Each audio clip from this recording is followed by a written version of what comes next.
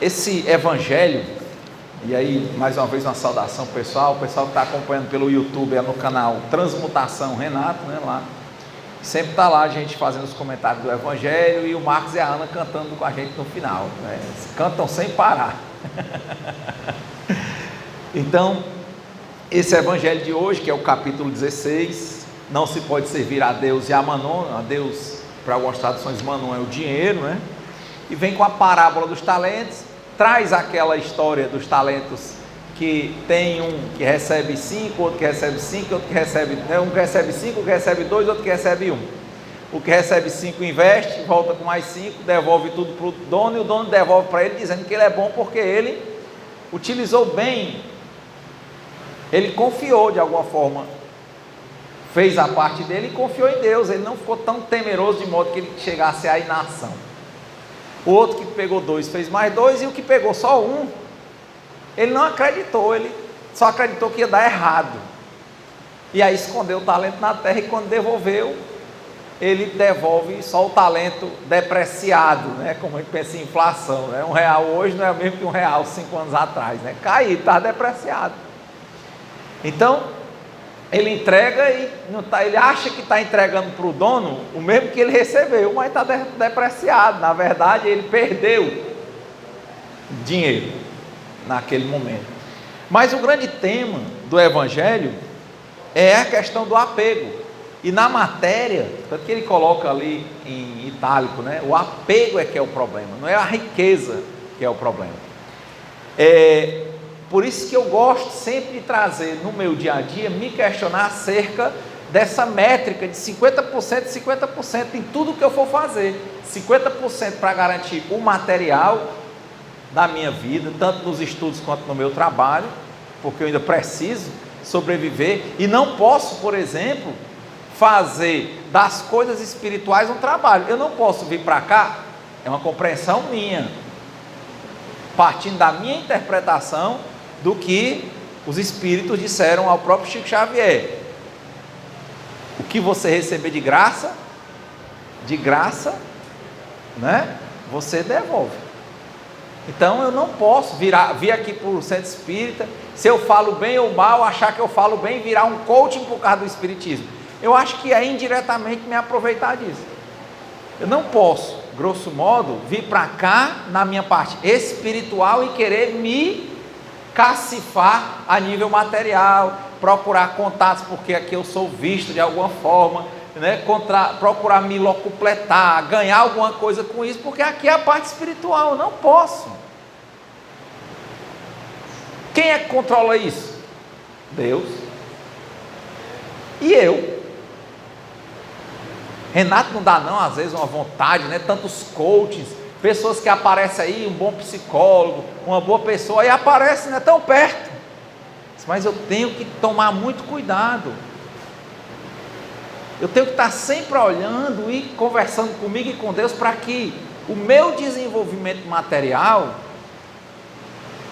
com relação à minha conduta, espelhe algum aprendizado espiritual, mas não seja a minha parte espiritual, no momento de algum tipo de doação que eu possa fazer, seja algo que me traga algum ganho material. São coisas que eu procuro separar.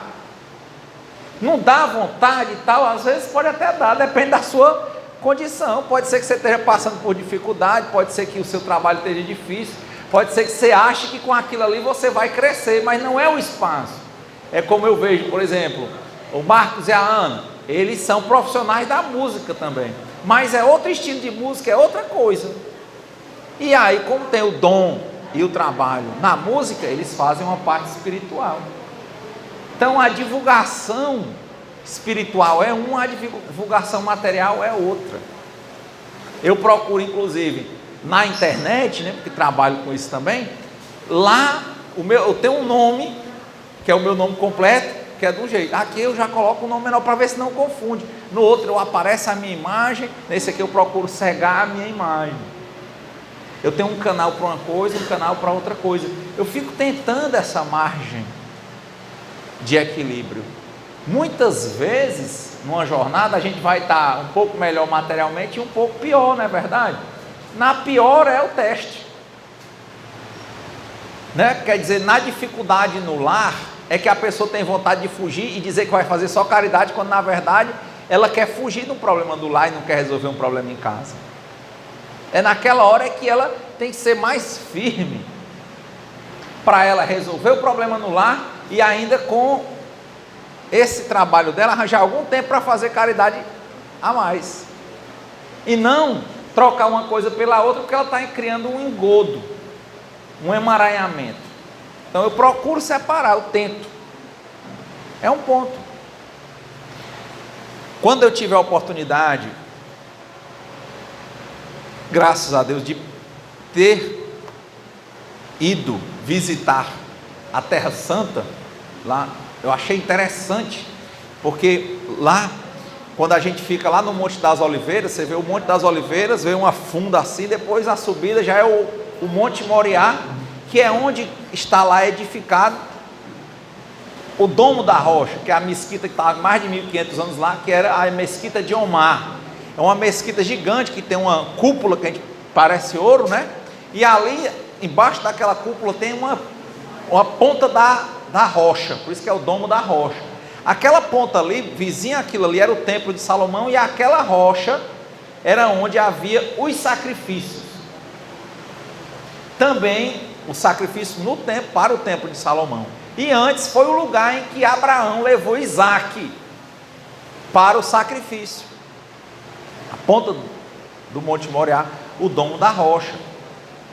E lá, quando você vê as muralhas da cidade antiga, né, uma parte da cidade antiga, hoje é o muro, né, que os brasileiros começaram a chamar de Muro das Lamentações, mas é a frente ocidental, são os lados do muro. E eles tocam ali porque eles entendiam que era o momento que eles construíram o templo. Dizia assim no livro de Reis: o Senhor habitou na escuridão, e eu vou edificar uma casa ao teu nome para que você habite nela. E lá eles colocaram a Arca da Aliança. Então, como era um Deus uno, era o canto de falar com Deus, ao invés de ser em todo o canto, era naquele templo. Então, como foi destruído várias vezes e não existe mais o templo, o que é mais perto do que eles já tocaram em Deus é a parede velha. Eles tocam na parede. Não é uma lamentação que eles fazem. Estava até conversando com o judeu, perguntando o que é que eles ficam fazendo assim. Ele disse: não, é uma forma como algum evangélico, ele impõe as mãos, ele fica fazendo aquele hábito. Então lá naquela muralha velha, tem umas partes que são assim, um risquinho, uma bolinha. Ali é que é a agulha. É o buraco da agulha. Era onde os arqueiros atiravam as flechas. É o camelo passar por ali que não passa. Esse é um ponto. E lá, quando eu digo dessa questão do equilíbrio, quando eu estava no Monte das Oliveiras, numa igreja que foi construída, no lugar em que Jesus, a tradição acredita que ele sentou, olhou para Jerusalém e chorou, né, que é quando Jesus diz: poxa, Jerusalém, quanta coisa você poderia evitar, mas ele vê que ela não vai seguir nada e vai ser destruída, e foi, né? E Jesus chora, bem no meio do Monte das Oliveiras. Ele fica olhando para aquilo ali, e naquele momento, a gente estava com um guia que era um judeu, e outro guia que era um padre, que morava, né, lá, e fez mestrado em arqueologia e estudos bíblicos, e ele explica, mostra, né, o tamanho do espaço onde hoje está o Domo da Rocha, que é o tamanho do espaço onde está antigamente o Templo de Salomão, e vem contar a história que Jesus e os vendilhões do templo. Ele diz: olha, Jesus entrava por aquele lado ali, ó. Quem tivesse assim é como fosse o lado esquerdo. Ele entrou com Maria por ali, naquela vez que ele veio com a mãe. Da vez que ele entrou no cavalo, no jumento, foi pelo meio, que Omar mandou fechar a porta. Ele disse: você está vendo aquele espaço dali até chegar ao Domo da Rocha? Porque o Domo da Rocha provavelmente está em cima de onde era o Templo de Salomão. Os vendedores ficavam naquele espaço. Então é como você pegar a metade da coisa, ou vamos começar melhor, dividir uma coisa em 3 partes. A parte da frente era a parte dos vendedores, depois era o templo. O templo era sagrado, não era para entrar até o templo, o espaço estava ali, só que virava uma feira. Estava tudo pensado, tinha que ter feirante, porque eles trabalhavam com sacrifício de animais, passarinho, como é que ele chegava lá, comprava aquilo e oferecia em sacrifício. Quando Jesus chega no templo, que era o espaço sagrado, ele vê o quê? Que o espaço sagrado está tomado pelos vendedores. Eles podiam estar ali até uma determinada faixa, mas ele já estava entrando dentro do templo. Aí ele cria aquele drama, né, como alguns dizem, né, faz uma coisa para que todo mundo olhe, para ele explicar, poxa, o lugar de vocês era até ali, eu não sou contra vocês venderem, mas aqui dentro, não. Esse limite, Renata, até onde? É o espiritual, até onde é o material? Aqui dentro não. Pensa, Deus está contigo. Procura um jeito, vai ter outra forma. Não é? Então ele diz, olha, vendilhões, venham até aqui. Mas daqui para frente não passa não. Aqui é sagrado. Às vezes a Ana chega e diz assim, ó pessoal, se vocês querem usar o celular e conversar e tudo, tá ali ó, daquela porta para frente. Que aqui a gente quer manter uma energia mais amena, mais equilibrada. Não é um carão, não é nada, é só dividir as coisas. Ser tempestivo, ser equilibrado. Todo dia tem manhã, tarde e noite. Ter as funções desempenhadas. As funções de espírito, as funções de filho, as funções de pai, de mãe, de irmão, de irmã. Fazer cada coisa de forma equilibrada. Não pode, por exemplo, fazer um lado e desidiar o outro. É o caso do rapaz, dos talentos.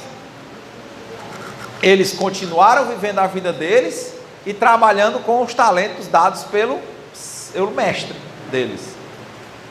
Eles eram servos. Mas um deles quis fazer só uma parte. E não dá. Nós temos que tentar fazer constantemente o equilíbrio entre o material e o espiritual e não misturar, no sentido de querer se aproveitar do espiritual para ganhar algo de material.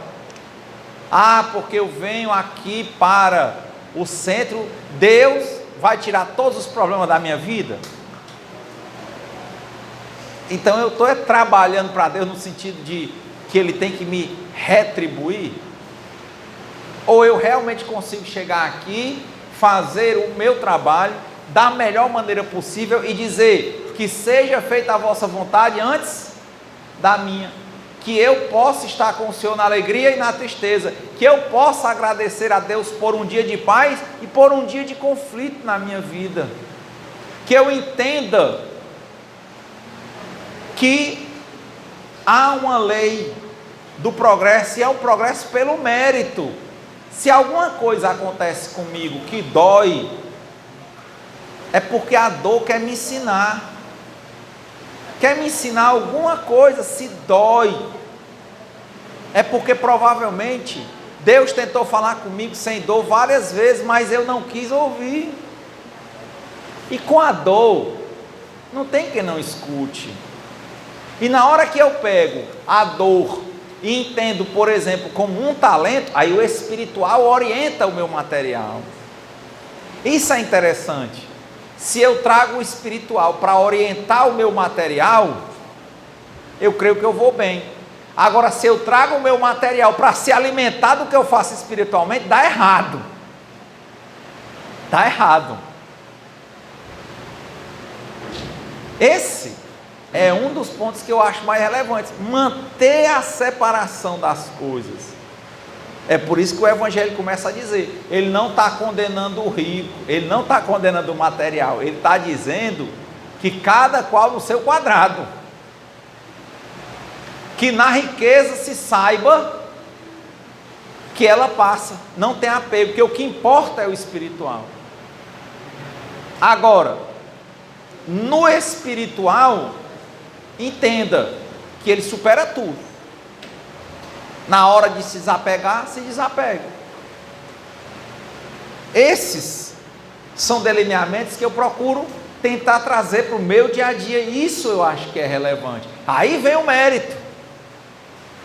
Se eu vou ter mais ou menos dor na minha vida, não tem a ver com o trabalho que eu estou fazendo aqui no centro, mas principalmente com a minha conduta a cada 24 horas. Mais importante do que as minhas palavras vão ser as minhas atitudes com relação à minha própria vida. E é isso que eu creio que nós temos que aprender. Sermos melhores do que nós mesmos a cada dia, sem querermos ser melhores do que ninguém.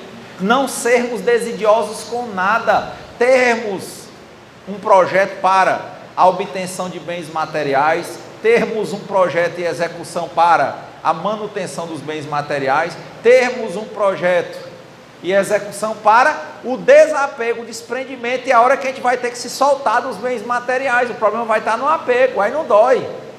E ao mesmo tempo, em paralelo, está sempre focado no espiritual. Eu vou ganhar o dinheiro. Para que você quer esse dinheiro? Não, eu quero o dinheiro pelo dinheiro. Ou eu quero o dinheiro para ter uma condição de vida melhor. Não é para esnobar ninguém. Não é para causar inveja. É realmente para dar condições, ter uma família, dar boas condições a essa família. É diferente da pessoa que diz: quero ter o dinheiro para ficar passando na cara dos outros. Tem filho que quer enricar para depois humilhar os pais, humilhar os irmãos. Se afasta porque agora é o rico, ali é a mundiça, não vai mais. Não é. Era em trabalhando o material com o espiritual, tá vendo? No espiritual eu não quero, não posso me aproveitar para fazer o material, mas no material eu preciso orientar com princípios espirituais. Entende? O material não vai orientar o espiritual, mas o espiritual vai orientar o material. E a confusão está quando no espiritual a pessoa quer orientar o espiritual pelo material, quer vir para cá para ganhar um nome, para enriquecer com isso. Aí é outro problema. Não é uma crítica a ninguém. Quem julga é Deus.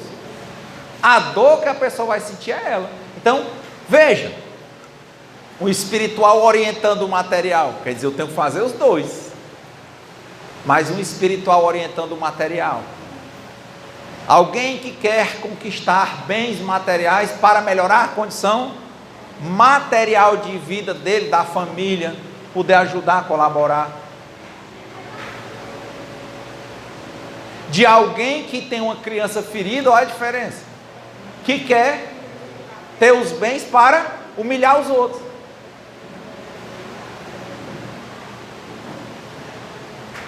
Que quando começa a ter os bens, ao invés de melhorar a aproximação com a família, faz é se afastar. Ontem eu estava assistindo no filme Tudo ou Nada, da história do Ike Batista, que foi um dos maiores empresários do Brasil e quebrou, né? Chegou a um patrimônio de em torno de 48 bilhões de dólares e no final estava devendo $1 bilhão, né? E tem uma parte lá, a mulher contando, ele casou-se com a moça, boa família, tudo direitinho, tudo beleza. Quando ele começou a se tornar um popstar do dinheiro, aí ele arranjou um amante, que era uma atriz. Aí na história lá ele diz assim: olha, entre o escândalo e a família, ele foi pelo escândalo. Isso é do jeito que está lá no filme. Quem vai julgar é quem assiste. Eu estou dizendo do jeito que está no filme. O que é interessante é que ele foi se relacionar com essa pessoa, ela logo engravidou, por pouco tempo, né? Passaram um tempo juntos, separaram, e ela foi e teve outra polêmica muito grande, que ele foi traído por essa. E no final ele está só. a ascendência da história, ele tem amigos, ele tem família e tem uma boa quantidade de dinheiro. Aí ele se torna de homem bilionário de 5 bilhões para um homem bilionário de 48 bilhões. E perde todos os amigos, e perde toda a família, e no final vai preso só. Se é essa a verdade, eu sei que não é toda a verdade, mas é só um tom que a gente está dando. Quantas pessoas começam a trabalhar, porque lá também coloca um caso de um rapazinho que começou com uma família estruturada e começa a investir em ações, que vai investir nas ações do grupo OGX, que era do Ike, né, de petróleo. Aí esse cara estuda e tal, e pensa, é muito legal, só que ao invés dele fazer o investimento com o dinheiro da pinga, como ele chama, né, ele botou o dinheiro do leite, ele botou o dinheiro de casa, pegou emprestado do sogro, botou o que ele podia, o que ele não podia. E no final, que era para ele estar bem com a família, o dinheiro, seja o ganho do dinheiro ou a perda do dinheiro, ele está o quê? Brigando com toda hora com os filhos, se separando da mulher, criticando todo mundo. Quer dizer, o grande empresário, por ganhar muito dinheiro, porque o tema é dinheiro, ó, não se virais a Deus, serve a Deus e não a Mammon. Ele perde tudo, não apenas dinheiro. E o pobre investidor, por focar só em dinheiro, ele perde tudo, e não apenas dinheiro.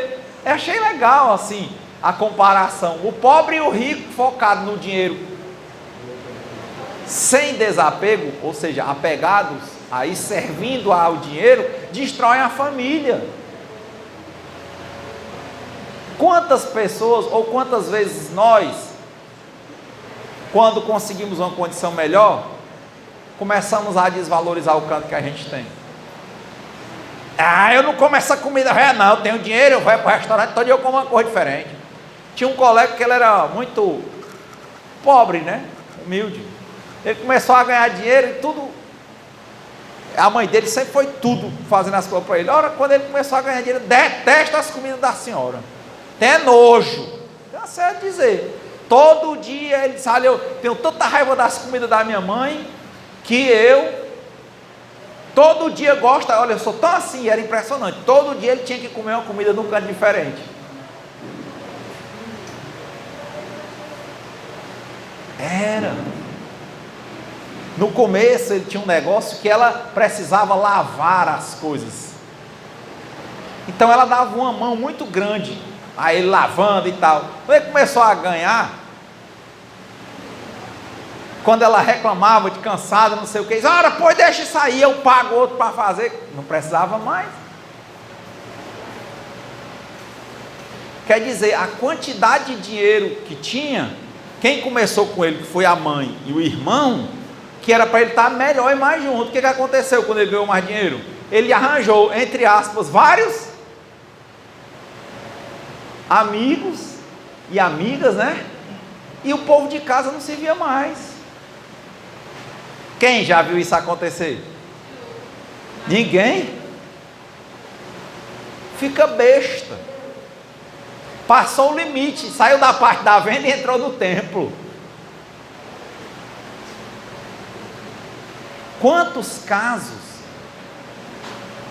que a pessoa está bem humildezinha ali e pensando, oh meu Deus, se eu ganhasse o dinheiro, eu ajudar a minha família, eu ia isso e aquilo, e quando o dinheiro chega a pessoa faz tudo, menos isso aí. É o que o pessoal diz aqui no Ceará, fica doido, fica louco. Então às vezes você deve estar se perguntando, tinha uma senhora aqui uma época, que o Marcos deve lembrar, ela dizia assim, Renato, me responda uma coisa, por que eu quero tanto comprar uma casa e Deus me dá a condição? Não sei se você lembra, que ela sempre perguntava às vezes no Evangelho. E tem uma passagem que diz assim, Deus dá a cada um o fardo que ele pode carregar. A riqueza às vezes é um fardo que você não pode carregar, porque se você não tem,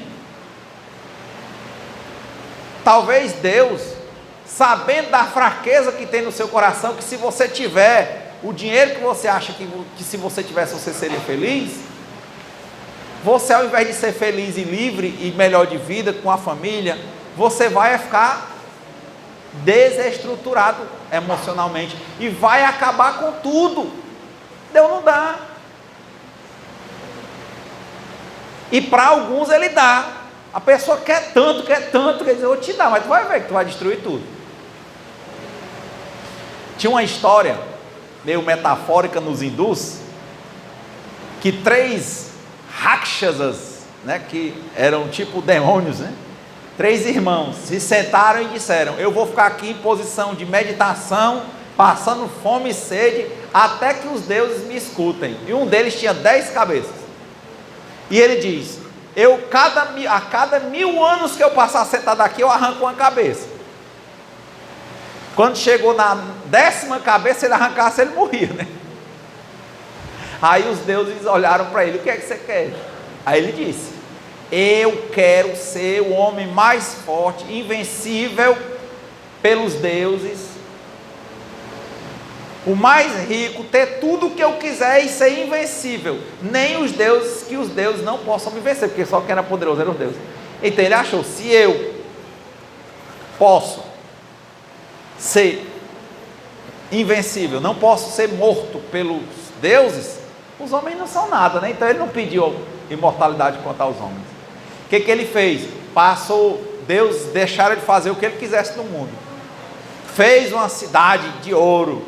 Onde ele via a mulher que ele queria, ele tomava. Onde ele via um reino que era bom de briga, ele ia lá e derrotava. Desafiou todos os deuses. Indra, né, que seria o deus do céu, aprisiona, humilha. Disse: ninguém acaba comigo. Estava tão horrível o mundo, que eles dizem que quando o mundo fica horrível, é como lembrar a história de Cristo. Os deuses essenciais para eles lá, né, que é um que cria, um que mantém e outro que termina com as coisas do mundo, eles se reúnem e mandam um iluminado via a terra, encarnado como um homem, para resolver os problemas. Aí vocês já viram, né? Ele pediu para não ser derrotado nem morto pelos deuses. Um deus reencarnou em homem, e esse homem vem e destrói ele. A vida dele se tornou rica, poderosa, famosa, a vida material. Mas a vida espiritual dele se tornou o quê? Nada. E uma hora ele foi destruído, humilhado, e ficou mais arrasado, porque quem derrotou ele foi um homem. A soberba dele estava tão grande que ele achava que só quem que ele deveria temer eram os deuses. Ó. Os deuses: não, no contrato que nós fizemos com ele não tem os homens. Reencarna aí como homem e resolve. E resolveu. É aí, né, que fala do rei Rama. É uma história chamada Ramayana, um dos textos mais antigos dos hindus. É uma metáfora, a história de Ravana e Rama. Essa metáfora da vida. Tem gente que quer tanto o material, que faz tudo no espiritual para que Deus dê a ele o material. Só que muitas pessoas Deus dá e muitas ele não dá. Não dá porque ele vê que a pessoa não tem condição. E alguns são tão teimosos, insistem tanto que ele dá até a pessoa entender que ela não tem condição. Ou seja, riqueza não é ruim, o apego à riqueza é. Não é todo mundo que tem condição de ser rico. Eu tenho certeza que vocês têm muitos casos a contar de gente que ganha qualquer coisa e muda. Eu tive a oportunidade de conviver com pessoas que eram, sabe, muito legais. A gente fazia coisas baratas. Vamos de bicicleta não sei para onde, negócio de vamos pro barato, nem precisa ir para a barraca, vamos para a praia de bike, vamos não sei o que, vamos a pé. Tu estava pronto, arranjou um emprego, ganhava um salário, mudava. Eu só vou andar em canto tal, isso aqui só começa a falar, isso é coisa de pobre, isso aqui é coisa de pobre. Quantas pessoas que eu conheço hoje, na área de saúde, que estão trabalhando 24 horas por dia, para comprar bens ou para pagar bens para os filhos. A pessoa não tem um celular com muitas funcionalidades, mas dá um celular, um iPhone de 14 a 20 mil reais para o filho, se acabando de fisicamente trabalhar 24 horas para pagar. Quem conhece gente fazendo isso? Pois é. Aí o que que aquela pessoa está tirando do filho? Está dando um telefone de 20 mil, quando não pode, não tem condição para pagar um telefone. Quem ganha 1.000 ou 2.000 para pagar um telefone de 20 mil, e um filho que está com o telefone de 20 mil, ele não quer uma roupa simples, ele quer uma roupa, que uma blusa que chega num canto é 30 reais, no canto que ele quer é 400, não é assim? Tudo dele é diferente. Aí aquela mãe, às vezes, ao invés de estar entendendo que mais importante era ter a presença da mãe com os filhos, ela está tirando a presença dela, se rasgando de trabalhar, dá o bem material e falta aos filhos o quê? A presença dos pais. Ai, Renato, nem foi para beber, nem foi para usar droga. Mas desequilibrou, passou a linha, cara. Como é que pode? Para pagar um celular, que é o preço, você não tem uma casa para morar, para pagar um celular de 20 mil reais, você tira totalmente o seu tempo. Quer dizer que é uma boa mãe ou um bom pai, dando um bem material ao filho, mas tira do filho o quê? A presença do pai e da mãe. Ou isso não existe? Como é esse investimento aí? Como é esse talento?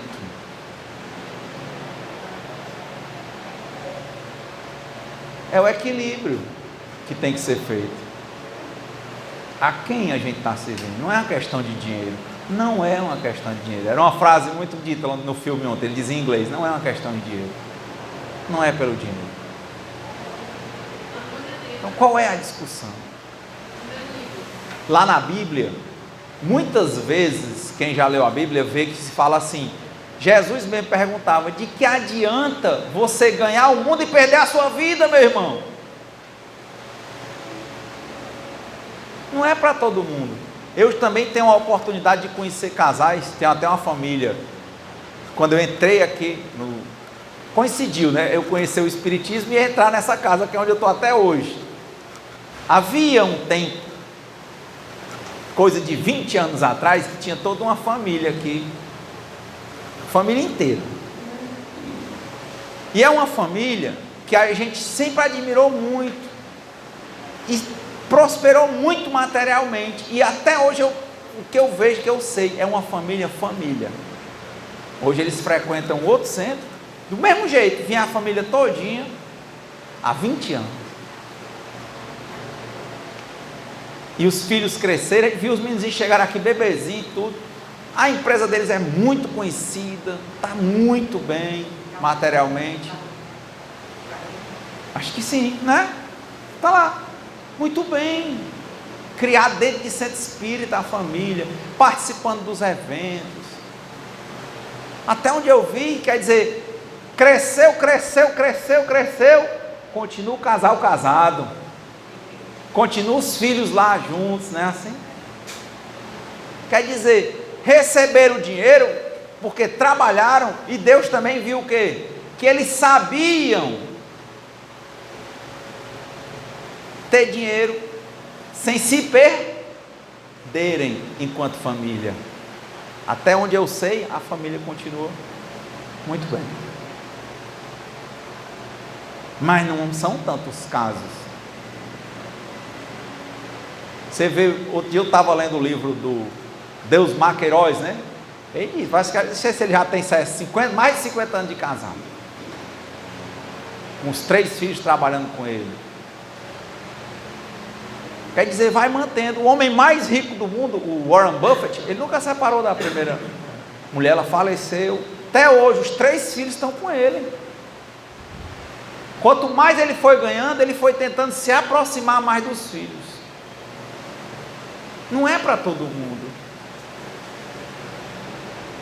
Quantos caras hoje que estão trabalhando, e quantas meninas, que o desespero nesses dias de Copa, ao invés de dizer assim, opa rapaz, vai ter uma folga, eu vou para casa, eu vou juntar a minha família, era não, o cara queria sair para um bar, para quê? Porque tinha dinheiro e ir para um bar mais chique para encher a cara, e ficar longe da família. Ou não acontece? Era o contrário, entende? Se eu equilibro e coloco o espiritual para orientar o material, eu tenho que fazer os dois. O material não deve orientar e nem sugar o espiritual. O material deve seguir o espiritual, ser orientado pelo espiritual. Não misturo isso. Material não orienta o espiritual. Espiritual orienta o material. Se eu agora começar a servir só o material e até querendo que o material mande no espiritual, eu vou ter problema. Saiu a condenação de um médium, agora para 100 e tantos anos de cadeia, 109. Um dos maiores problemas que as pessoas começaram a questionar era a quantidade de dinheiro e bens que tinham em decorrência do trabalho. Não era isso? Diamante, pedra preciosa, ouro, não sei o quê. Isso é muito complicado quando se mistura. Então, não servir a Deus e a Mammon é uma reflexão para nós todo dia. Eu não posso vir para cá, nem que sejam as questões espirituais, como eu falei. Eu venho para cá para trás de caridade, por quê? Porque em casa eu tenho um problema. Eu não posso fazer isso. Eu tenho que resolver o problema em casa, ou tentar resolver. E quando dá certo eu venho para cá, porque eu tenho uma responsabilidade primordial com a minha família. É esse o norte. Esses que me foram confiados, eu tenho que cuidar deles por primeiro. Como eu tenho que cuidar de mim sem ser individualista? No sentido de que eu tenho que cuidar do que Deus me confiou. De novo, o que adianta? Ganhar o mundo e perder a si mesmo.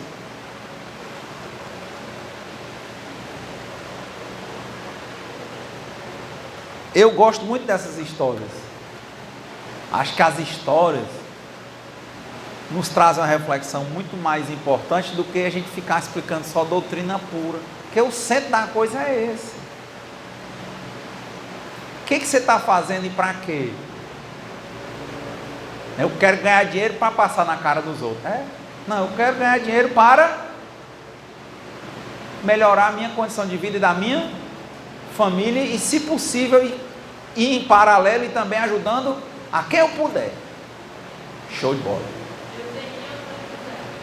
Mas a gente às vezes sabe, porque a gente tem problema emocional, porque a gente tem problema, às vezes até psíquico, tem carência.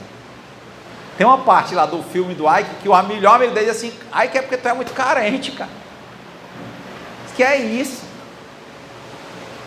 A gente tem que resolver, ajuda-te que o céu te ajudará. A gente tem que ver, solucionar os problemas da nossa criança ferida, as nossas carências, as nossas dependências, enxergarmos e tentarmos cuidar e acolher os nossos defeitos de caráter.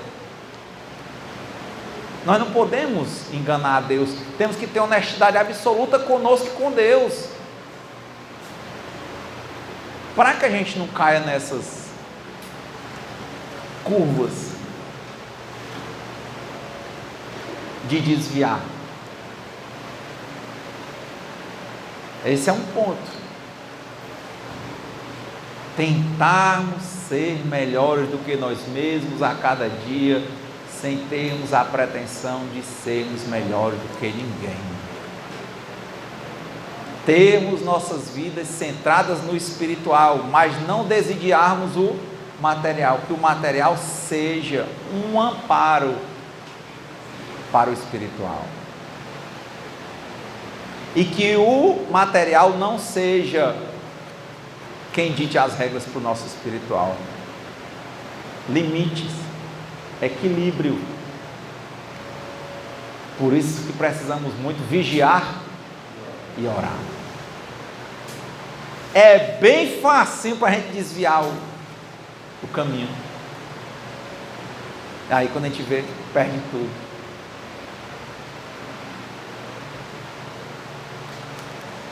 São muitas reflexões, muitos filmes até pesados, né? Porque quando o cinema coloca essas coisas, ele coloca muito forte. Muito forte. A gente tem muita facilidade de se desviar. E é impressionante. Quanto mais a gente sabe, se a gente não tenta praticar isso todo dia, mais fácil a gente está de cair. Ninguém é um Deus, só existe um Deus. Nós somos fracos. Tem o padre lá da igreja de Fátima, um deles, né, que é o padre Ivan de Souza, ele fala às vezes assim: Senhor, eu creio, mas aumenta a minha fé. Eu preciso fazer isso todo dia, não sei vocês. Todos temos momentos de instabilidade, mas tem que tomar cuidado de não se perder. Às vezes cair, mas levantar.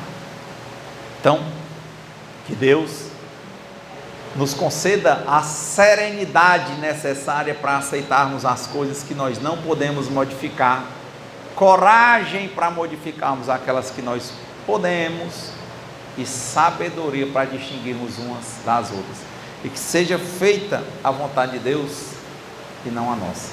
Muita paz e boa semana.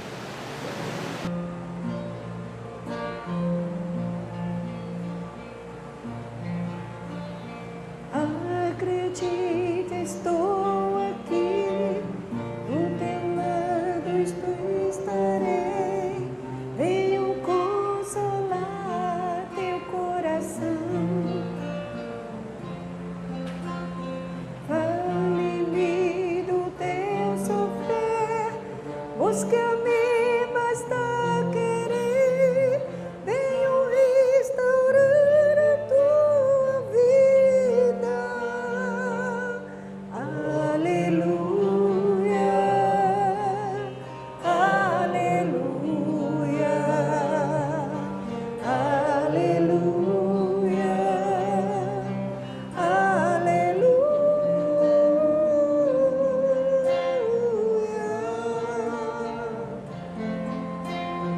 Homens fracos, creio em mim, toda dor há de ter fim. Sou de Deus e trago a luz ao mundo. Todo pranto há de secar, a esperança vai brotar. Sinto minha presença em tua vida. Aleluia, aleluia, aleluia, aleluia.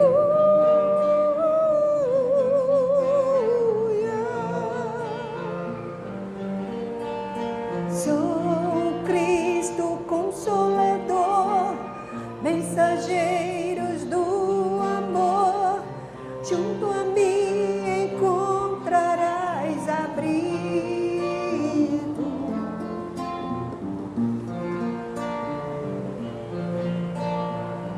Nas tormentas e na